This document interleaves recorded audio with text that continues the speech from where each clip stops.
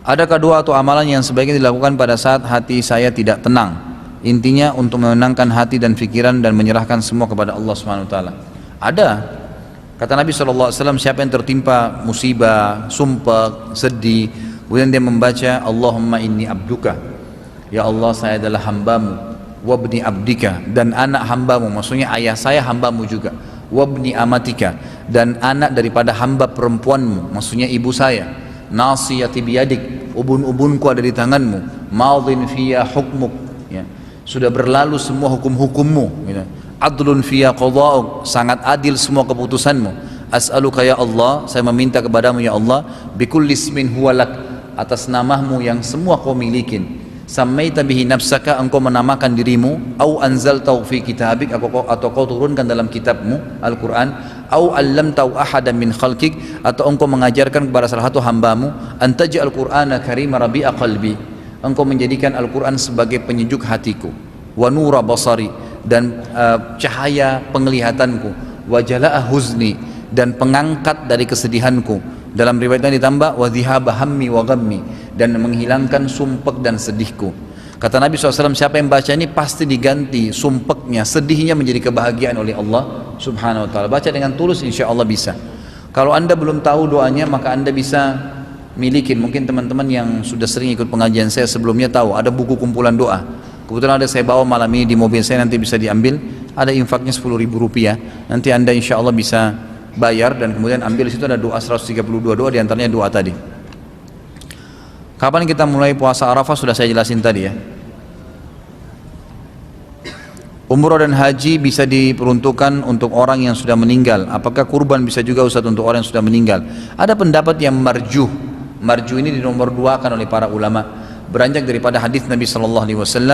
Nabi SAW setelah menyembelih 65 ekor domba, 15 ekor beliau potong dengan tangan sendiri dan 50 ekor dilanjutkan oleh Ali. Kemudian beliau menambah 2 ekor lagi dan beliau mengatakan, ini untukku dan umatku yang belum menyembelih. Kata-kata ini untukku dan untuk umatku yang belum menyembelih, ada beberapa hukum ulama hadis keluarkan. Yang pertama, kalau seseorang muslim tidak punya kemampuan untuk berkurban, hanya dia saja, misal seorang suami, istrinya nggak mampu, anaknya nggak mampu, lalu dia menyembelih seekor domba, niat untuk dia dan keluarganya, boleh, gitu kan, karena belum sempat menyembelih, tidak mampu, diambil daripada hadis ini. Pelajaran yang lain, bolehnya, gitu kan, seorang muslim menyembelih ya untuk orang lain yang masih hidup, untuk umatku yang belum menyembelih, kata Nabi SAW. Nah baru datang manfaat yang ketiga, ini pendapat yang dinomor duakan ulama adalah juga yang dimaksud dengan untuk umatku yang belum menyembelih, masuk juga dalam kategori orang yang sudah meninggal. Maka mereka mengatakan boleh menyembelih juga untuk orang yang sudah meninggal. Allah alam. Kalau saya pribadi, saya masih membuka, karena ini masih ada pendapat ulama dalam dua hal, yang mengatakan boleh dan tidak boleh, dan dua-duanya kembali kepada dalil yang sama, maka kita buka saja, mudahkan bagi kaum muslimin yang punya kelebihan rezeki mau kurban, dahulukan orang yang masih hidup. Tapi kalau ada kelebihan rezeki dia mau kurban untuk orang yang sudah meninggal, Allah alam, silahkan saja. Bagaimana Ustaz cara bayar utang puasa Ramadan yang numpuk bertahun-tahun? Apakah bisa dengan puasa atau dengan bayar fidyah? Tetap bayar puasa, tergantung keadaannya, penyebabnya. Kalau penyebabnya karena orang itu tua, tidak mampu, pikun, gitu kan, maka itu bisa dengan fidyah. Atau sekarang ada pendapat ulama mengatakan kalau perempuan menyusuin atau hamil, itu masih boleh dengan fidyah. Tapi kalau karena sakit ya, dan dia sudah sehat sekarang, atau musafir, maka nggak boleh, dia harus bayar dengan puasa. Atau kelalaian, selama 10 tahun Ramadan tidak pernah saya bayar utang Ustaz, utang saya perkirakan, prediksikan, misal setiap tahun masa haid misalnya, kalau yang bertanya akhwat misalnya, misal masa haid 7 hari, saya selalu puasa Ramadan tapi 7 hari saya nggak pernah bayar. Berarti prediksi 7 hari itu kali 10 tahun, berarti 70 hari. Dicicil, dibayar. Ya sambil tobat kepada Allah SWT lalu dibayar hutang tersebut, karena puasa Ramadan nggak boleh diganti. Nah, maksudnya nggak boleh diganti fidyah, kecuali memang tadi orang-orang yang punya udzur sesuai dengan hadis. Tapi dia harus membayar dengan puasa sebagaimana Allah mengatakan fa'iddatun min ayyamin ukhar, diganti dengan hari-hari yang lain.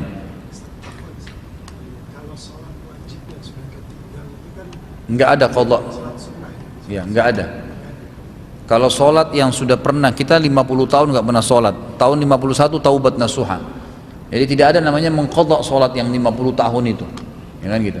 Ini sesuai dengan hadis Bukhari yang pernah saya jelasin. Aisyah pernah kedatangan seorang wanita lalu berkata, "Wahai Aisyah, kenapa kita disuruh mengqadha puasa dan tidak mengqadha salat, gitu kan? Maka Aisyah sempat berkata kepada perempuan tersebut, apakah kamu dari Haruri? Haruri ini sebuah wilayah di Irak yang terisi dengan kelompok Khawarij. Siapa Khawarij ini? Mereka mengkafirkan pelaku maksiat. Mereka mengatakan tadi orang kalau sholat, tidak sholat selama 5 tahun berarti dia kafir, dia harus syahadat, kemudian melakukan sholat 5 tahun itu.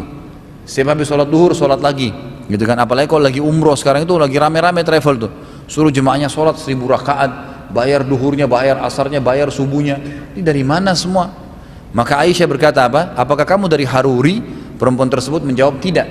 Lalu kata Aisyah, begitulah kami diperintahkan oleh Rasulullah SAW. Kami disuruh mengqadha puasa kami dan tidak disuruh mengqadha solat kami. Cukup dengan taubat pada Allah SWT. Tentang isbal, apakah keharaman isbal itu mutlak? Karena terdapat muqayyad di salah satu nasnya, yaitu yakni sombong. Juga terdapat qarina bahwa hadis isbal harus diqayyadkan dengan muqayyadnya. Misal Abu Bakar As-Siddiq, lalu Ibnu Mas'ud juga melakukan isbal karena malu betisnya kecil. Sementara Rasulullah SAW tidak mencela atau menegurnya. Ulama fikih sepakat bahwasanya kemutlakan dalil harus dibawa ke qayyidnya. Baik, saya jelaskan begini. Sebelum memahami tentang masalah tadi ya, yang sifatnya diqayyidkan atau muqayyadnya, ini istilah pelakunya dan penyebabnya, gitu kan? Penyebab dia kenapa melakukannya. Kalau dalam memahami masalah isbal, ya, masalah hukum-hukum dalil syar'i, lebih cenderung ulama mengatakan memahami dalil itu secara global dulu. Ada namanya am, umum, ada namanya khas, khusus. Kasus hadis Nabi SAW yang jelas di dalam dosa-dosa besar ada di sini masalah isbal. 3 golongan yang paling berat siksaannya hari kiamat, gitu kan? Yang pertama adalah musbil, orang yang tertutup mata kakinya bagi laki-laki. Yang kedua, orang tua yang berzina. Kemudian riwayat ini mengatakan raja yang pembohong. Kemudian yang ketiga adalah pedagang yang bersumpah palsu untuk melakukan dagangannya, bersumpah bohong atas nama Allah. Intinya adalah orang isbal di sini mutlak, semua dikenain hukum. Tinggal ada kasus-kasus beberapa sahabat. Kasus Abu Bakar, dengarkan baik-baik riwayatnya begini. Abu Bakar mendengarkan hadis Nabi SAW tentang isbal dan juga teguran Nabi SAW kepada sahabat yang sempat tertutup mata kakinya sementara sholat, yang disuruh ulangin sholat, gitu kan? Sebagaimana hadis riwayat Abu Daud. Maka Abu Bakar datang kepada Nabi SAW lalu berkata, ya Rasulullah, saya kalau sholat, begitu hadisnya ya, coba baca hadis Abu Bakar ini. Saya kalau sholat, pakaian saya melorot sehingga menutupi mata kaki, gitu kan? Apakah saya termasuk ancaman tadi? Kata Nabi SAW, tidak. Ulama hadis menanggapi nih, kenapa dikatakan tidak? Karena Abu Bakar ini pakaiannya melorot, bukan sengaja diisbalkan, kan gitu. Fahamin poin ini. Kalau kita mengatakan tadi qayyidnya dan muqayyadnya yang mau dibahas, gitu kan, maka tidak masuk dalam bahasan Abu Bakar ini, kan gitu. Karena Abu Bakar di sini bukan sengaja isbal, kemudian Nabi bolehkan, bukan. Kasusnya bajunya melorot. Riwayat Abdullah bin Mas'ud mengisbalkan pakainya tidak benar, ini. Nggak ada riwayatnya, di riwayat bohong tentang yang disampaikan Abdullah bin Mas'ud. Abdullah bin Mas'ud bukan isbal, menurunkan bajunya, menutupi betisnya, begitu, bukan menutupi mata kakinya, ya, bukan menutupi mata kaki, jadi betis. Kan sahabat-sahabat itu kebanyakan mereka mengikuti sunnah Nabi SAW. Afdalnya baju laki-laki itu kata Nabi SAW adalah nisfus saq, setengah betis. Kalau biasa ulama bilang dari ujung kaki tumit antum kasih 1 jengkal ke atas, itu jadi setengah betis. Di situ yang paling afdal. Tapi boleh di bawahnya yang penting tidak tutupi mata kaki, gitu kan? Itu intinya. Nah, Abdullah bin Mas'ud menurunkan dari betisnya tadi supaya tertutup tapi tidak menutupi mata kakinya. Itu yang ada dalam riwayat yang sahih. Tapi kalau dikatakan dia mengisbalkan, ini tidak pernah ada tentang Abdullah bin Mas'ud radhiyallahu anhu. Jadi di sini jelas Abu Bakar pun karena kasus melorotnya, bukan karena sengaja pakai baju isbal, celana atau pakaian isbal lalu kemudian Nabi bolehkan, bukan karena itu, gitu kan? Kalau kasus masalah hadis yang menjelaskan ada hadis lain yang mengatakan siapa yang menarik bajunya, memanjangkan pakaiannya sampai mata kaki karena sombong, gitu kan, maka tidak akan mencium bau surga. Kasusnya ini adalah kasus yang lain. Berarti ada, kalau dia isbal plus sombong, berarti ada ancaman lain, kan gitu. Jangan ditarik, oh berarti kalau tidak sombong nggak apa-apa, nggak bisa, kan gitu. Makanya ada seorang sahabat lewat, lalu Nabi SAW mengatakan, kebetulan bajunya sampai jatuh nih, tutup mata kakinya. Kata Nabi, irfa thawbak fa innahu atqa li rabbika wa anka li thawbik. Hadis sahih riwayat Imam Ahmad, gitu kan. Angkatlah bajumu dari mata kakimu itu, karena itu lebih bertakwa pada Tuhanmu. Kasusnya ini karena bertakwa sama Allah, Allah yang perintahin, Allah yang larang kita lakukan, gitu kan. Dan itu lebih suci bagi bajumu, lebih suci bagi bajumu. Allahu a'lam, gitu kan. Jadi nggak usah ragu, insya Allah. Yang saya heran ini banyak orang bahas masalah isbal nih. Kenapa harus celana di atas mata kaki, gitu kan? Nanti bagaimana kalau saya ke undangan? Nanti kalau saya ke kantor dianggap celananya jingkrang, gitu kan? Kayaknya pemandangannya nggak bagus. Herannya, kenapa ada orang di mall, di jalanan pakai celana puntung sampai di lutut, nggak apa-apa? Itu kan lebih tinggi kan? Ada orang perempuan pakai celana pendek sampai pahanya, lebih tinggi lagi, nggak dibahas tuh. Kenapa celana yang di atas mata kaki dibahas? Kenapa harus malu? Ya subhanallah, gitu kan. Ini betul-betul syaitan menggoda kita, hanya membuat seakan-akan ya itu semua ditutupin mata kita yang hal besar, gitu kan. Jadi gajah depan mata dilupakan, semut di sana kelihatan, gitu. Bagaimana cara menghilangkan impact dari dosa-dosa kita, kendati pun kita sudah bertaubat? Pertama, hilangkan semua fasilitas yang berhubungan dengan dosa itu. Semua. Dulu kita pacaran misal, hapus semua. Penyebabnya kita rindu sama orang apa? Ada fotonya, ada rekaman suaranya, ada ini, ada itu. Hilangin semua, ceritanya habis. Kita biasa ke bar tertentu, udah jangan lewat jalan situ lagi. Emang gitu. Teman-teman yang biasa ngajak kita maksiat, tinggalkan semua, kecuali mereka taubat. Ya memang sudah begitu, harus hilangkan semua fasilitasnya, gitu kan. Kemudian yang kedua, sibukkan diri kita setelah itu dengan amal soleh, karena Allah selalu mengatakan dalam ayat itu banyak ya, wa man taba wa amana wa amila amalan solehan. Siapa yang taubat kemudian dia kuatkan imannya dengan ilmu belajar dan mengerjakan amal soleh, sibukkan diri dengan amal soleh. Nggak cukup taubat, udah saya taubat ya tapi duduk di rumah, saya udah nggak kebar, tapi TV depannya, DVD-nya ada 1000 judul, nonton tetap sama aja, gitu kan. Ya udah harus memang berubah, gitu kan. Seperti itu. Mana yang paling utama, beramal soleh di 10 hari pertama Zulhijjah atau 10 hari di bulan Muharram atau 10 hari terakhir bulan Ramadan? Tetap 10 awal bulan Zulhijjah, mutlak itu. Jumhur ulama mengatakan tidak ada yang mengalahkan 10 hari awal bulan Zulhijjah, mutlak. Sebagaimana hadis Bukhari yang sudah saya jelaskan pertemuan yang lalu, saya sebutkan lagi, tidak ada hari-hari sepanjang tahun di mana amal soleh lebih Allah cintai dibandingkan yang dikerjakan di 10 awal bulan Zulhijjah walaupun sunnah. Dan kita sekarang berada di tanggal ya 6 ya, tanggal 7 ya Zulhijjah kalau hitungan Saudi ya, kalau hitungan Indonesia berarti masih baru tanggal 6, gitu kan. Yang jelas kita berada sekarang di pertengahannya intinya, gitu kan, di pertengahan, dan kita maksimalkan ibadah tentunya lebih afdal. Karena di sini hadis mengatakan tidak ada hari-hari sepanjang tahun di mana semua amal soleh. Kata-kata sepanjang tahun ulama mengatakan mutlak termasuk Ramadan. Dan itu ada fatwa Syekh Utsaimin menyebutkan, dan saya masih ada di WhatsApp saya ya, bahasa Arab beliau sampaikan dan ada terjemahan bahasa Indonesianya sebenarnya, beliau memberikan fatwa masalah itu. Apa dan bagaimana hakikat yang sahih dari akad mudharabah? Bagaimana keuntungan didapat oleh investor dan pengelola usaha atau pengusaha? Mudharabah itu adalah bagi hasil yang didarib. Darib itu dipersentasekan, dikalikan dari keuntungan.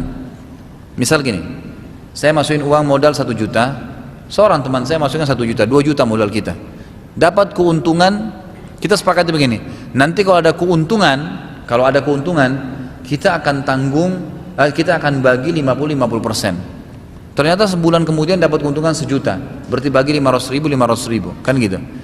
Nah, konsekuensi tadi bagi hasil kalau ada keuntungan, ditarik juga kalau ada kerugian.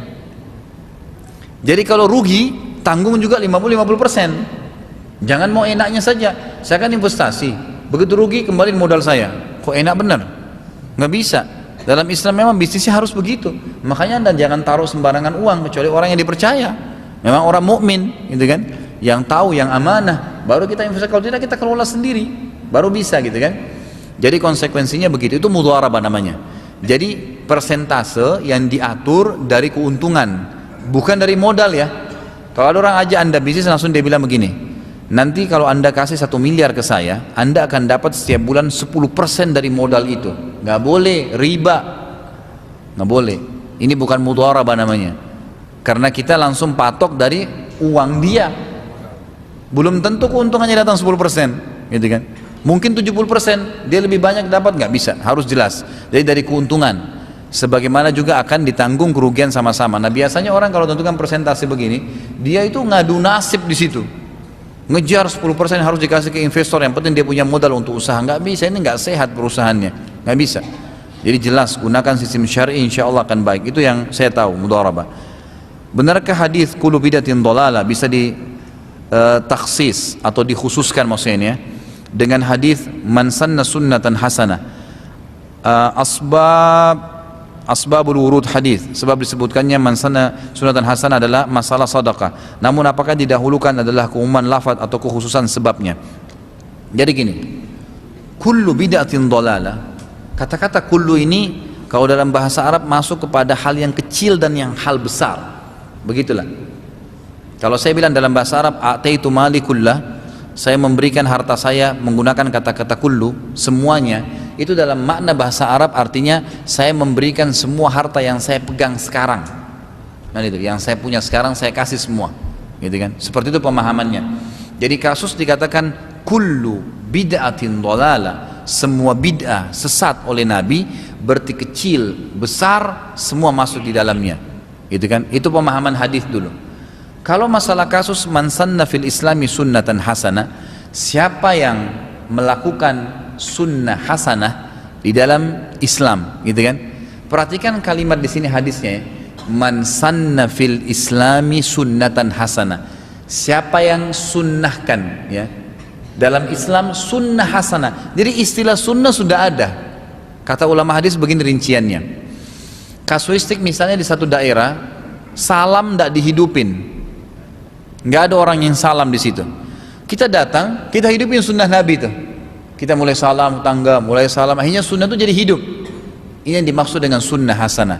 Artinya sudah ada landasannya memang, tapi dihidupkan, itu namanya sunnah hasanah. Nabi nggak bilang saudaraku, man ibtada'a fil islami bid'atan hasanah. Nabi nggak bilang gitu ya. Siapa yang buat bid'ah dalam Islam, bid'ah yang baik. Kalau ada lafaz begitu silahkan Anda bilang, boleh masuk dalam pemahaman tadi. Tapi Nabi bilang man sanna fil islami sunnatan hasanah. Gitu kan? Jadi jelas di sini bahasanya adalah masalah sunnah, bukan masalah bid'ah. Jadi jangan sampai kita salah paham. Allahu a'lam. Kan habis itu ada sunnatan sayyi'ah. Nah, itu gimana pemahamannya? Sunnah ada yang sayyi'ah gitu. Rasulullah yang sayyi'ah gitu kalau misalnya Rasulullah. Baik. Pertanyaan bagus. Kalau begitu bagaimana memahami dengan sunnah sayyi'ah? Di sini yang saya berikan dari pemahaman masalah sunnah hasanah adalah sunnah yang telah diterapkan oleh Nabi SAW. Kalau istilah sunnah yang kedua sunnatan sayyi'atan, itu kan man sanna fi sunnatan sayyi'atan, di sini adalah sunnah yang diambil dari secara etimologinya, dari sisi bahasanya. Dalam arti kata sunnah itu adalah perbuatan yang dikerjakan kemudian dianggap sebuah, jadi begini, bukan sunnah tetapi dijadikan sebagai sebuah sunnah, maka diistilahkan dengan sunnah sayyi'ah. Saya nanti bisa datangkan insya Allah bukunya buat antum yang bertanya ya. Mudah-mudahan nanti bisa difahami lebih jelas dari sisi bahasanya. Sunnah sayyi'ah yang dimaksud sini bukan berarti sunnah Nabi ada yang buruk, tapi dianggap sebagai sebuah sunnah sehingga menjadi sayyi'ah, gitu kan? Misal begini, Nabi nggak pernah buat satu perbuatan, kemudian seseorang mengatakan enggak ini bagian dari sunnah kok. Padahal sebenarnya Nabi nggak pernah lakukan. Tapi karena sudah tersebar itu adalah sebuah sunnah, dikatakan sunnah sayyi'ah. Dikatakan sunnah sayyi'ah karena sunnahnya sudah tersebar, seakan-akan dia adalah sunnah tersebar, padahal sebenarnya bukan.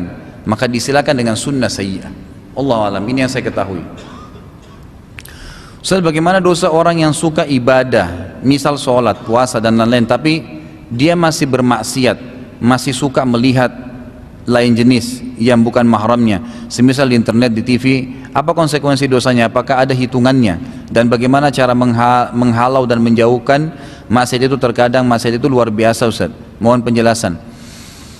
Jadi dia berpahala dengan ibadah yang dia kerjakan, dia berdosa dan ada konsekuensi hukum dengan amal yang dia kerjain. Misal contoh begini, saya pernah kasih contoh tuh di Al-Azhar dulu, kalau antum masih ingat, kalau ada perempuan tidak pakai jilbab di luar, dia masuk ke masjid, dia bawa mukena lengkap, tadinya pakai rok pendek di luar, dia masuk ke masjid pakai jilbab rapi, pakai mukena tertutup semua, cuma wajah dan telapak tangan yang kelihatan, dia sholat. Sahkah sholatnya? Asal dia ikutin rukun, dia wudu, hadap kiblat, semua masuk semua, sah sholatnya karena dia ikuti syaratnya, tapi dia berdosa dengan tidak pakai jilbab di luar masjid. Nggak ada hubungan buka aurat di luar dengan sholatnya, kan gitu.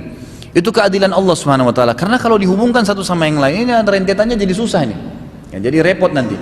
Tapi Allah dengan kemahadilannya dipisahkan kedua benda ini, kedua masalah ini. Sama kasus tadi, dia puasa, dia sholat, dia dapat pahala dengan itu. Tapi dia masih melakukan, masih ganggu lawan jenisnya, masih nonton film, dia dosa dengan itu, dan itu ada konsekuensi sendiri. Tapi kalau anda bilang apakah ada ukurannya, kata di sini ada hitungannya ke dosa, Allahu alam. Saya belum pernah menemukan dalam satu hadis pun Nabi SAW menentukan kadar dosa. Beda dengan kadar pahala ya. Kalau kadar pahala memang ada penyebutan, misalnya sekian puluh pahala, gitu kan, sekian derajat. Sholat berjamaah, sholat seseorang di rumahnya dan di pasarnya dibandingkan masjidnya adalah perbandingan 25 kali lipat, ada penyebutan. Tapi kalau dosa itu Allah alam tidak disebutin jumlah kelipatan seperti itu. Di antara hikmahnya kata ulama adalah agar seseorang itu lebih berhati-hati, karena bisa saja sebuah dosa itu besar sekali. Contoh hadis Nabi yang berbunyi, seorang mukmin kalau dia berbuat dosa kecil, dia akan melihat seperti gunung yang besar di punggungnya. Dan orang munafik kalau melakukan dosa besar, dia akan melihat seperti lalat di hidungnya yang dia usir seperti ini. Berarti di sini cuma ada gambaran seperti itu saja ya, gambaran orang menganggap itu besar, seperti itu gambarannya kalau dosa. Kalau hitungannya Allahu alam, saya tidak tahu ya, sebatas yang saya tahu ya. Mungkin saja ada yang lainnya. Bagaimana dengan orang kafir yang semasa hidupnya sampai akhir hayatnya selalu berbuat baik dan mereka tidak pernah sakit selama hidup, itu bagaimana Ustaz? Kalau tidak pernah sakit saya rasa nggak mungkin, mohon maaf, karena sunnatullah sakit dan sehat pasti. Tidak ada orang yang sampai mati nggak sakit, itu pasti. Itu mau sakitnya ringan kah berat kah, yang penting seperti ada muda dan tua, ada mati dan hidup, ada malam dan siang, itu sunnatullah, sistem, nggak mungkin gitu kan. Mohon maaf saya bahasakan ini, jadi nggak mungkin orang itu tidak sakit. Tapi kalau anda tanyakan bagaimana dengan orang kafir yang berbuat baik, ini pernah Aisyah dalam hadis Bukhari bertanya kepada Nabi SAW, berkata, ya Rasulullah, ada seseorang di Mekah terkenal sekali dengan kebaikannya, saking baiknya dan karamnya, dia selalu kalau malam nyalain api unggun depan rumahnya.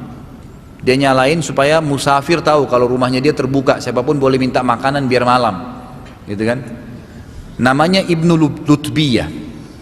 Lalu kata Aisyah, ya Rasulullah, Ibnu Lutbiyah buat sampai seperti itu dengan orang, karam, suka memberikan makan jemaah haji, miskin, orang susah dibantu sama dia. Kalau malam sambil nyalain api biar dia ngantuk, dilayanin tamu buat dia.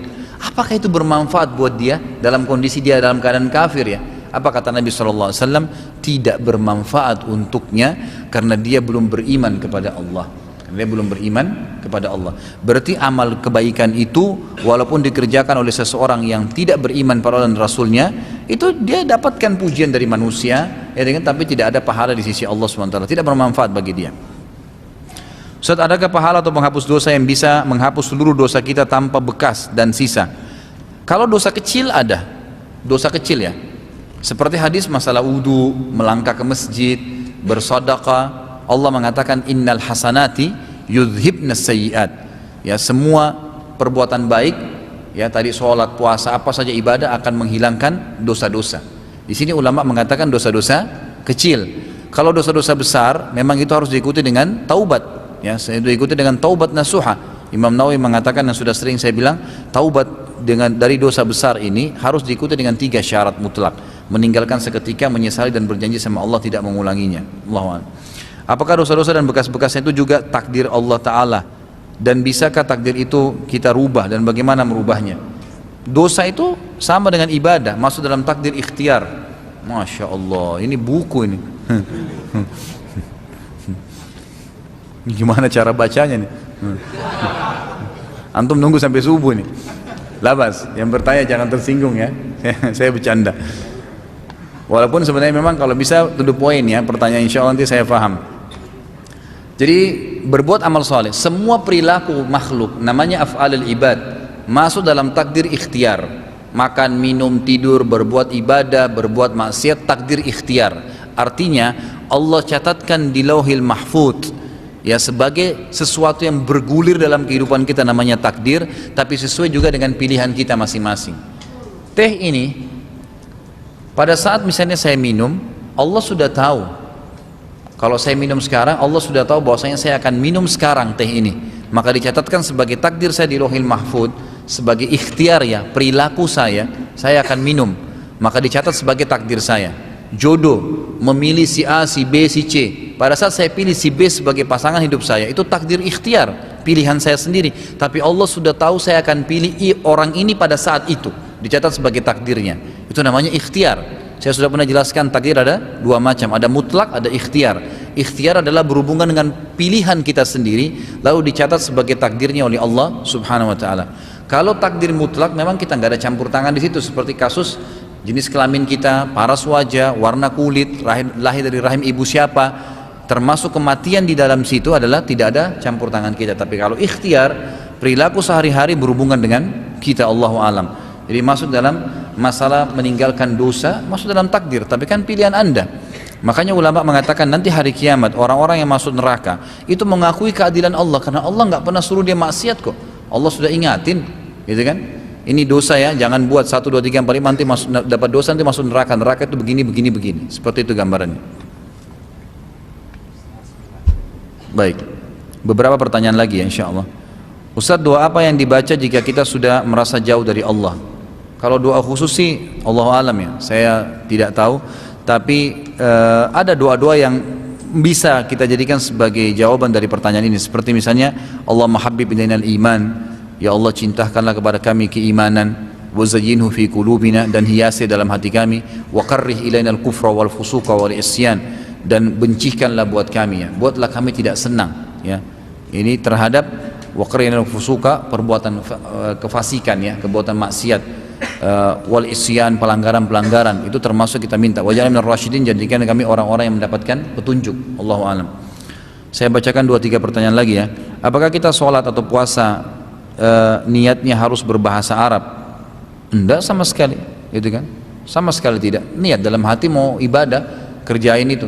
Dan sudah pernah saya jelaskan, Nabi SAW dalam riwayat disebutkan tidak pernah mengeluarkan lafaz dalam niat kecuali dalam haji dan umroh. Itu pun beliau mengatakan dengan suara dengar labbaik Allahumma hajjan kalau haji, labbaik Allahumma umratan kalau umroh. Selain itu maka tidak pernah disebutkan.